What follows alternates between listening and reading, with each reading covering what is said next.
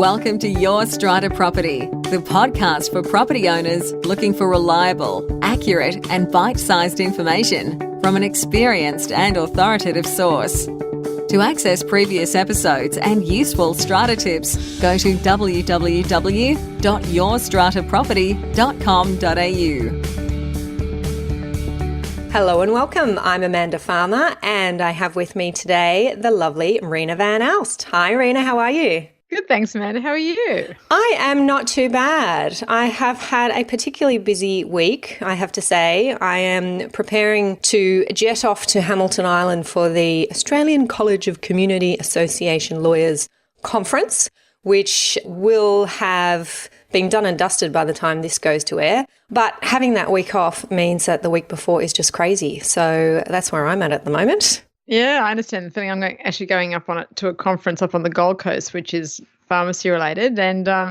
know the feeling. You got to try and get everything done before you go.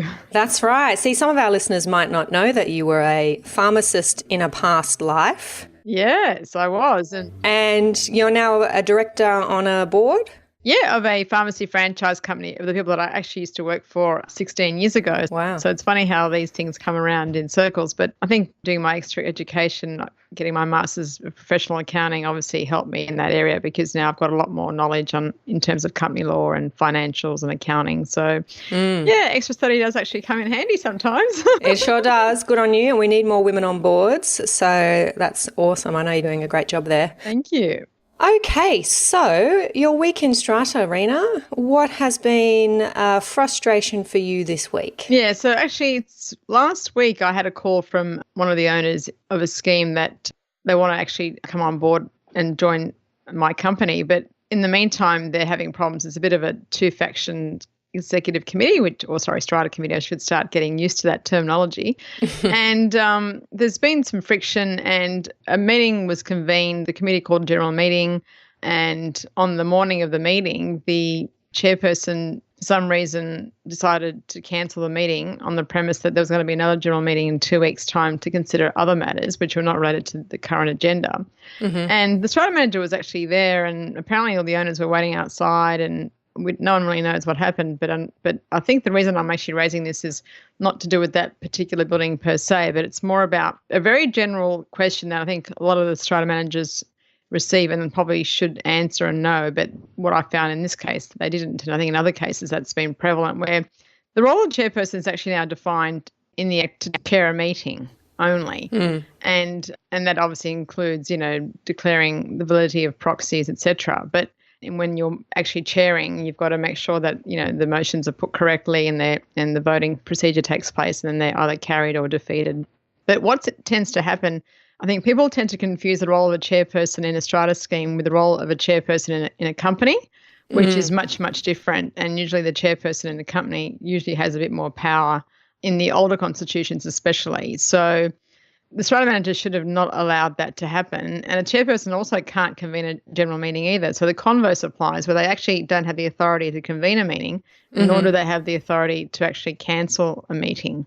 Sometimes meetings get cancelled because of various reasons, but normally there's advance notice given to owners by email. Yes. So this is distinct from adjourning the meeting, which we know under the new legislation here in New South Wales, a chairperson can decide to adjourn a meeting in the absence of a quorum or to proceed with the meeting. That is now the chairperson's call. What you're saying is this particular chairperson just went, nah, the meeting's cancelled.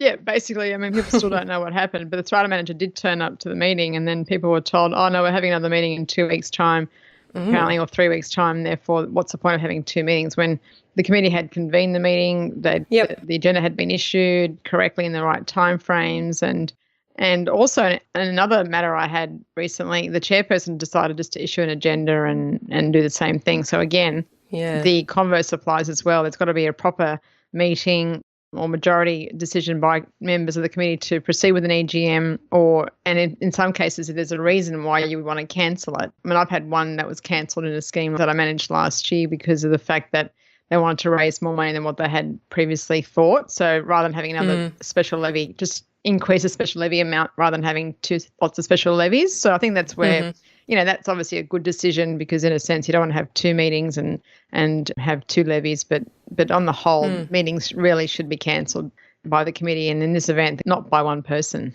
Very good point for both our chair people and committee members and strata managers to remember, because they are there to guide and to an extent advise within their skills and qualifications, and that is something that a strata manager should be across. Okay, thanks for sharing that one, Reena. My frustration for this week, I have been contacted by a lot owner in a commercial building, and she is a medical professional. She runs her medical practice from this building. And for a number of months, really since before Christmas last year, she has been experiencing problems with the air conditioning system. And there have been certain suites in her medical rooms that just haven't been getting cool air. And if you remember back in January, we had a few very, very hot days, and she and her staff and her patients were really suffering. And she had contacted the Strata committee to inform them that there seemed to be a problem. They had sent a couple of contractors out, and the upshot of it all was that the entire system that services the building needed replacement, because it's an old system and it was reaching the end of its life. Long story short, the Strata committee did not want to consider replacement because that was going to be in the order of some $250,000. And the committee said that the reason they wouldn't consider it was because they were currently in discussions with a developer who wanted to purchase the building under the new collective sale provisions in our law here in New South Wales. And they said, why would we go and spend $250,000 upgrading the air conditioning system when we're just going to sell the building in a couple of years' time? A couple of years' time is the actual point of the whole thing. Exactly. This lot owner came to me, of course, very frustrated, saying exactly that. How am I expected to sweat it out for 2 years? Don't they have some kind of obligation to deal with this? To which I said, absolutely, of course they do. Owners' corporations have a duty under the legislation, so we call it a statutory duty. It is a duty under a statute to properly repair and maintain the common property, and this air conditioning system is part of the common property. And they promptly got a letter from me setting out their duty and the reasons why I thought they were in breach of that duty. And the last I heard on this, they were out getting quotes to repair the system. So it's looking like that lot owner might be getting somewhere. But how frustrating that she had to come to me and have a letter sent and spend money on that to get her owners corporation to meet its obligations. Yeah, I think under the new Act now, there's actually more powers for lot owners to actually individually go to the tribunal when common property is not being repaired or maintained. But yeah, it's unfortunate that someone would have to feel the need to go to the extent of engaging a lawyer, because they obviously don't feel they're being heard, Amanda, which I think happens in lots of buildings where there's a mentality of, I mean, there's nothing wrong with trying to maintain costs and keep them under control, but like you said, I'm sure if it was one of their suites that was being affected and their livelihood. See, the thing with commercial schemes I find is this is your livelihood. This is how you earn income. So this affects your business. So it's not just a matter of saying, oh, well, can you put up with it? It's not like your home, which sometimes you might put up with more things. But in your place of work, that's definitely not acceptable. Yeah, absolutely. And the potential for there to be significant loss and damage suffered by this lot owner because she can't use her suites and she can't book in her usual appointments is quite serious for an owners corporation, because of course my letter said should my client suffer loss and damage because of her inability to run her practice, she will be looking to the owners corporation to recover that loss and damage. So when committees are hearing those kinds of things, they do start to get a little bit nervous. But that kind of a statement is made with all sincerity, because we have had to go down that path before. And as you said, when you've got commercial lot owners, they're the kinds of considerations that they're having to bear in mind. Yeah, very true. Another interesting aspect of this particular matter was this issue about a future collective sale of a building and what happens where you have, for example, a Capital Works Fund forecast that says you should be raising money for these kinds of things and you should be planning for 10 years down the track. But what if you are in discussions with a developer who's looking like they are going to purchase the site, they're going to knock it down, they're going to build something else? It's understandable, I think, that lot owners would become concerned that they're contributing all this money to what end? Yeah. And at what point do they perhaps get a refund of that money? How is that all taken into account? So that was a really interesting aspect on a different path about that collective sale process that I think buildings are going to be coming across, how they deal with that money that they're raising but possibly never spending. Yeah, it's very interesting, Amanda, that you raised that point, because I suppose the Act hasn't taken that sort of thinking or that scenario into consideration when they were drafting the legislation. So I suppose in a sense, I mean, the money that's sitting there would be part of the overall end of the scheme assets. when it's terminated. Yeah, so it's part of an asset. So in a sense, okay, it's not it would eventually get it back, but sort of, there's also the opportunity cost that I think a lot of people look at. So a lot of schemes will say to me, Reena, we don't care about the levy because we'll just, when the time comes, we'll pay, $20,000, $30,000 per lot if we have to, but we'd rather keep the money in our accounts and work our money and get the benefit of that than putting it into a fund.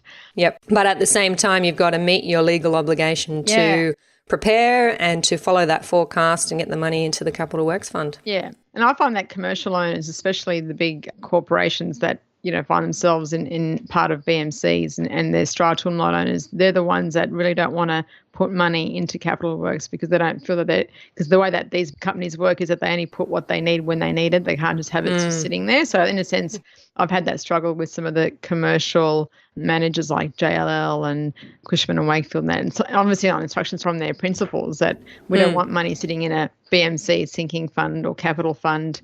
We want to have access to that money now and then just contribute when necessary. So you actually raise another sort of point that I hadn't, I just remembered about BMCs and the need for capital funds and things like that. So yep. Interesting topic, that's for sure. Let's move on to what's been going well this week. Reena, what's your win? Well, last night, which was the 7th of March, by the time this goes to air, it'll be a few more weeks to go. But I actually was asked to speak with two other people at the City of Sydney Green Square Network. Right. And the topic was what to do when things go wrong in your strata building.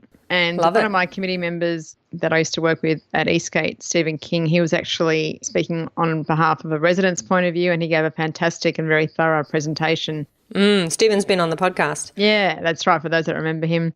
And then I gave a presentation in relation to the strata manager's role in that. And then we had BAC insurance brokers that also attended and gave an extra sort of added input with regards to insurance. But I think what came out of that, and I think it's good for me to share that with our listeners, is that first of all, people should look at their insurance policy and make sure it's adequate. And again, you'll need some advice from an insurance broker because strata managers aren't qualified or allowed to actually give advice in terms of what insurance policy a scheme should take. And also, I think the other thing that came out of that, which is another takeaway and learning, is for strata managers to make sure they have a very good database of contact details such as email addresses and mobile telephone numbers, because when things go wrong and people can't get back into a building and you need to contact them, then that's really a hard thing to do if your records don't actually show those details. The other thing we talked about was elderly owners, and perhaps when you do go to meetings and you do see them, perhaps getting a next of kin or their carer's phone number, because at the Eastgate explosion that we had in 2009, they were the most affected. And so it was actually good for owners to sort of think about, and strata committees to think about, when you're sitting there at your AGM every year confirming your insurances, to be a bit more proactive and not just sort of go for the cheapest quote. And sometimes the strata committees have made that decision ahead of time. But in any event, I think it's important for people to question and understand what the policy is covering and the detail, which is where the fine print is, where it all sort of comes out and unravels when you have a claim. Absolutely. All good advice. Was it a big turnout there of mostly owners or? Yeah, we had about 35 people we had at Great. The library down there at Green Square, and we actually had some building managers that came to the presentation, which I think was really good because at least, if they're involved, that also helps them to understand, what could go wrong. And Stephen King's presentation definitely showed everyone what could potentially go wrong, one of the sort of the worst case scenarios of destruction in a single event. Yeah. So, yeah. Yeah, you've definitely had some hands-on experience there dealing with that explosion in 2009 and in Bondi Junction here in Sydney. That was a big one. It was.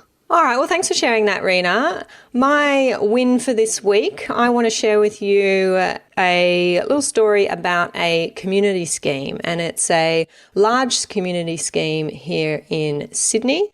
And I met with them recently and they were filling me in on how their relationship with the local council is going since they entered into a parking agreement. Oh. Now, these kinds of agreements are now dealt with under the Strata Schemes Management Act, our new act here in New South Wales. But being a community association, this particular scheme actually entered into one of these agreements, I think it's nearly 2 years ago now, or at least they started talking about it 2 years ago.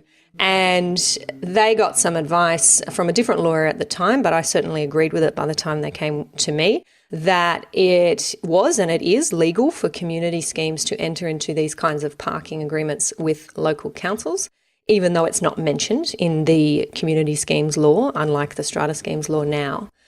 And so they went ahead and had a chat to their local council about handing over. Essentially what you do is you hand over control of your community property parking areas to the local council. The council comes in, puts up signage, puts up markings, and essentially governs the parking within the community scheme to make sure everybody's parking where they should be and where it's permitted, and everybody is parking safely and within marked areas and things like that. Now, it took a while to get the agreement together, to get the arrangements off the ground. We did have a challenge from a lot owner in NCAT, which is where I became involved, and we won that challenge. And just meeting with them recently and hearing that now everything's underway, council's parking inspectors are there on the property, and people have been, interestingly enough, falling into line. Oh, that's They have great been news. parking where they need to be parking. They don't have the extent of the parking problems that they had 12 months or so ago, and they're really happy with the arrangements. So that's just something I wanted to share with my listeners. If you are, whether you're a strata scheme and you're thinking about this now that it is expressly provided for under the new Strata Schemes Management Act, or you're a community scheme and you're thinking about doing this, it is certainly legal. As long as your council is on board and willing to enter into this kind of agreement with you, then it might be something that really suits your community and you get a great benefit from. I think probably it does work maybe better in community because they have more open spaces usually True. for parking, and therefore it's more prone to be abused, and therefore it's easier for councils to be involved on that level. So, yeah, that's a great outcome, Amanda. Yeah, so they're doing well. So I think that is it from us today. Anything else you want to add, Reena? No, all good. Thank you. Excellent. Well, enjoy your trip to the Gold Coast, and I'll be thinking of you when I'm on Hamilton Island just next door. Lucky you. See you soon. Okay, bye. Thank you for listening to Your Strata Property, the podcast which consistently delivers to property owners reliable and accurate information about their strata property. You can access all the information below this episode via the show notes at www.yourstrataproperty.com.au. You can also ask questions in the comments section, which Amanda will answer in her upcoming episodes. How can Amanda help you today?